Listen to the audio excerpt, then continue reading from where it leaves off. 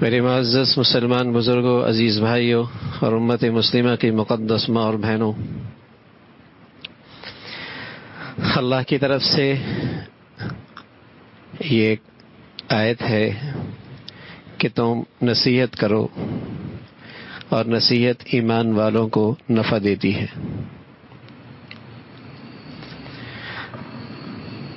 اس برصغیر صغیر میں ایک بہت بڑے علامہ گزرے ہیں، حضرت مولانا شبیر احمد عثمانی رحمۃ اللہ علیہ۔ حضرت فرمایا کرتے تھے نصیحت میں خلوص ہو اور نصیحت ہو بھی ٹھیک اور نصیحت کرنے کا طریقہ بھی ٹھیک ہو تو اللہ کی بات سچی ہے، ایمان والوں کو نفع ضرور ہوتا ہے۔ نیت بھی ٹھیک ہو اور نصیحت کا طریقہ بھی ٹھیک ہو اور نصیحت کا مضمون بھی سچا اور ٹھیک ہو تو ایمان والوں کو ضرور نفع ہوتا ہے۔ اور فرمایا کرتے تھے نصیحت کرنے والا، نصیحت سننے والے ساری ایمان والے ہیں، سبھی کو نفع ہوتا ہے، سبھی کو نفع ہوتا ہے۔ تو اس موقع پہ میں ایک خاص بات جو اللہ کے نبی صلی اللہ علیہ وسلم کا ایک ارشاد ہے، اور ایسا لگتا ہے کہ وہ ارشاد ان حالات کے لیے ہے، بلکہ مجھے لگتا ہے کہ آج اور کل کے لیے، کہ ایک بات تو یہ ہے کہ ہر انسان پر مختلف حالات ضرور آتے ہیں، خوشی، غمی، جدائی، ملاپ، تنگی،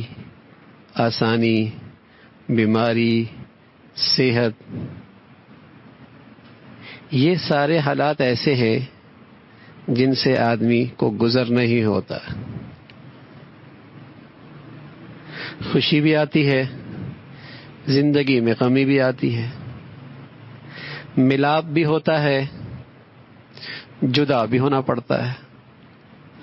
تنگی بھی آیا کرتی ہے، آسانی بھی ہوا کرتی ہے، بیماری بھی آیا کرتی ہے،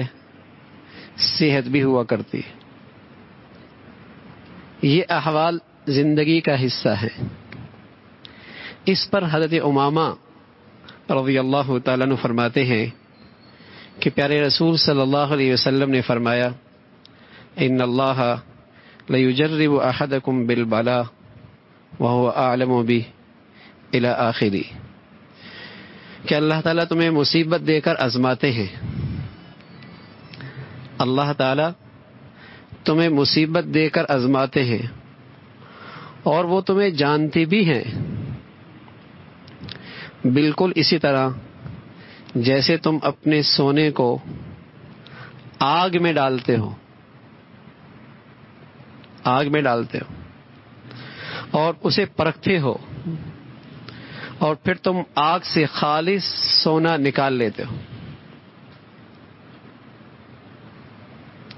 اسی طرح اللہ بھی تمہیں مصیبت میں ڈالتا ہے اور وہ جانتا بھی ہے، لیکن کچھ لوگ اس مصیبت کی گھڑی سے خالص مسلمان بن کے نکلتے ہیں۔ فرمایا جس طرح وہ خالص سونا نکلتا ہے، میل پھینک دیتے ہو، ایسے ہی وہ بندہ جس کو اللہ تعالی مصیبت میں ڈال کر گناہوں سے پاک کر دے، توبہ کی توفیق دے دے، گناہوں سے بچا لے، زندگی کا رخ بدل جائے، دنیا کی بجائے زندگی کا مقصد آخرت بن جائے، تو سچ ہے کہ یہ مصیبت، یہ آزمائش اس کے لیے ایسا ہی ہے جیسے سونا پرکھنے کے لیے بھٹی میں ڈالا اور پھر خالص سونا نکال لیا۔ پھر اللہ کے نبی صلی اللہ علیہ وسلم فرمانے لگے کبھی ایسا بھی ہوتا ہے کہ خالص سونے کے بجائے کچھ کھوٹ باقی رہ جاتا ہے۔ اس کی مثال اس بندے کی سی ہے جس میں کچھ غفلتیں باقی رہ جاتی ہیں، کچھ گناہ باقی رہ جاتے ہیں، گناہوں کی زندگی، کچھ گناہوں کا میلان باقی رہ جاتا ہے۔ یہ دوسری قسم کی شکل ہوتی ہے آزمائش کی اس گھڑی میں۔ کچھ لوگ ایسے بھی ہوتے ہیں، آزمائشیں بھی آئیں، یہ مصیبت بھی آئی، پھر بھی پوری طور پہ زندگی کا رنگ بدلا نہیں، کچھ توبہ استغفار ہو گئی، کچھ اللہ کی طرف رجوع ہوا، لیکن کچھ گناہ زندگی میں رہ گئے، کچھ گناہوں کو زندگی میں رہنے دیا۔ حضرت امامہ فرماتے ہیں رسول اللہ صلی اللہ علیہ وسلم نے آزمائش کی گھڑیوں میں ایک دوسری قسم کے لوگوں کا تذکرہ فرمایا تیسری قسم کے لوگ، ایسا ہوتا ہے کبھی کہ بالکل کھوٹ سے بھرا ہوا وہ سونا ہوتا ہے،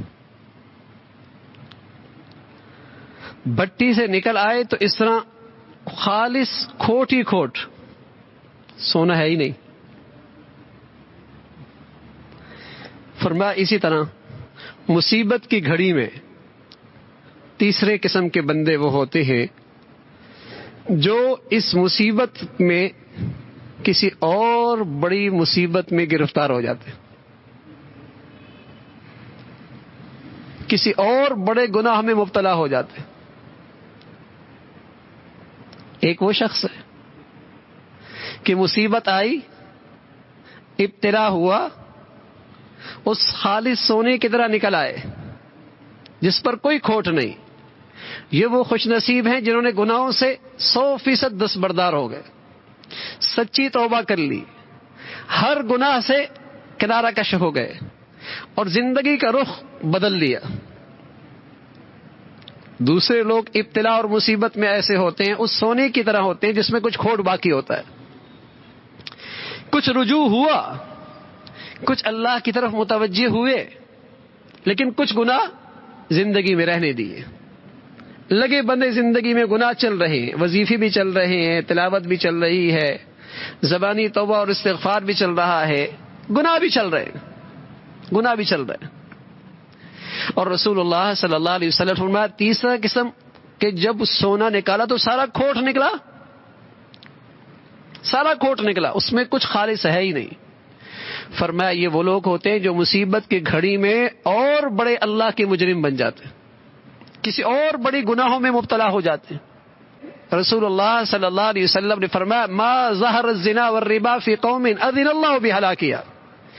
جس قوم میں بدکاری اور بے حیائی اور سود خوری عام ہو جائے گی، اللہ اس قوم کی ہلاکت کا فیصلہ فرمائے گا۔ یہ گھڑی ہے توبہ کرنے کی، سود سے نجات پانے کی،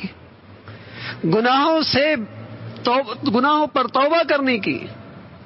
بدقسمتی ہے آزمائش کی اس گھڑی میں ان صنعتکاروں کو، ان بیچارے تاجروں کو ایک نئی مصیبت میں گھسیٹا جا رہا ہے، ایک نئی مصیبت میں پھینکا جا رہا ہے۔ اللہ نہ کرے، اللہ نہ کرے مسلمان اس گھڑی میں کوئی اس گناہ کی طرف جائے، اور ایک بڑا اجتماعی گناہ، پھر ڈر لگتا ہے جو مصیبتیں رکی ہوئی ہیں کہیں ایسا نہ ہو کہ ان کا بھی نزول شروع ہو جائے۔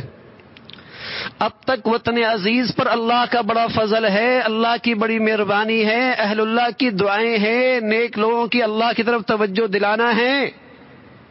کچھ خوف خدا کی فضا ہے کہ وہ حشر اس ملک میں نہیں ہے جو کفار کی دنیا میں ہو رہا۔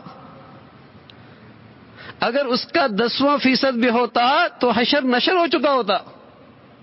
یہ تو اللہ کی مہربانی ہو گئی، ورنہ کہاں ہمارے انتظامات، کہاں تحفظات کی شکلیں، کچھ بھی نہیں۔ یہ تو اللہ کی مہربانی ہو رہی ہے، اس کا فضل ہو رہا ہے۔ لیکن اس مصیبت کی گھڑی کے اندر بھی وہی اللہ سے اعلان جنگ کی باتیں، ریلیف دینا ہے، قرض حسنہ کی شکل میں دیا جا سکتا ہے، جائز شکلیں اختیار کی جا سکتی ہیں، حلال شکلیں اختیار کی جاتی ہیں، کی جا سکتی ہیں۔ ایسی صورت ہی کیوں جس میں اللہ کا غضب نازل ہو، جس سے لوگ اور حرام کی طرف جائیں. تو رسول اللہ صلی اللہ علیہ وسلم نے اس حدیث میں عرض کر رہا ہوں، ایسا لگتا ہے یہ آج اور کل کے متعلق اللہ کے نبی کا ارشاد ہے کہ کچھ لوگ تو ہیں اس ابتلا کی گھڑیوں میں، ظاہر معاشی طور پر بھی مسائل ہیں، کارخانے والوں کے لیے بھی مسائل ہیں، فیکٹری والوں کے لیے بھی مسائل ہیں، تاجروں کے لیے بھی مسائل ہیں، مزدوروں کے لیے بھی مسائل ہیں، اور ان مسائل کی گھڑیوں میں وہ ہمت اور استقامت سے یہ فیصلہ کر بیٹھے کہ اللہ کو ناراض نہیں کروں، کچھ ہو جائے اللہ کو ناراض نہیں کرنا، روکھا سوکھا برداشت کر لیں گے، سادہ زندگی گزار لیں گے، زندگی کے اسٹیٹس سے دستبردار ہو جائیں گے، لیکن اللہ سے اعلان جنگ نہیں کر سکتے، اپنے اللہ کو ناراض نہیں کر سکتے. اور زندگی کا پتہ کوئی نہیں، کتنی بدنصیبی ہوگی کہ سود خور اور پھر اس مصیبت میں گرفتار ہو جائے. پتہ نہیں زندگی مہینے کی ہے، 10 دن کی ہے، 2 دن کی ہے، کتنے دن کی ہے، اور اللہ سے اعلان جنگ کرتے کرتے مر گیا. تو ایک تو وہ خوش نصیب طبقہ ہے جس کے بارے میں رسول اللہ صلی اللہ علیہ وسلم نے فرمایا کہ مصیبت آئی خالص سونا بن کے نکلا، کہ اس آزمائش کی گھڑی میں ساری زندگی کی دنیا بدل گئی. اور جو پہلے حرام تھا، ناجائز تھا، بے حیائی تھی، عریانی تھی، اللہ کی نافرمانی تھی، بندوں کے حق میں، مولا کے حق میں، ان سے سچی توبہ کر لی، اپنے اللہ کو منا لیا. اللہ کرے اللہ ہمیں ان لوگوں میں شامل فرمائے، ان لوگوں میں شامل فرمائے، اور ہمارا حشر ان لوگوں کے ساتھ نہ ہو جو تیسری صورت ہے کہ مصیبت کی گھڑی میں اور بڑے فتنے میں مبتلا ہو گئے، کہ پہلے زندگی بھر کبھی سود نہیں لیا، کبھی زندگی بھر حرام نہیں لیا، کبھی اپنے بچوں کو حرام نہیں کھلایا، اور اب سود لینے لگ گیا، اب سود لینے لگ، ذرا سی آزمائش آئی، ذرا سی تنگی آئی، بڑی مصیبت میں گرفتار ہو گیا. میرے عزیزو، امت کی مقدس ماں اور بہنوں، ان عورتوں کا بڑا کردار ہے. پہلے عورتیں، مائیں، بیٹیاں، بہنیں اپنے بچوں کے سامنے، اپنے شوہروں کے سامنے، اپنے بھائیوں کے پاؤں پڑ جایا کرتی تھی.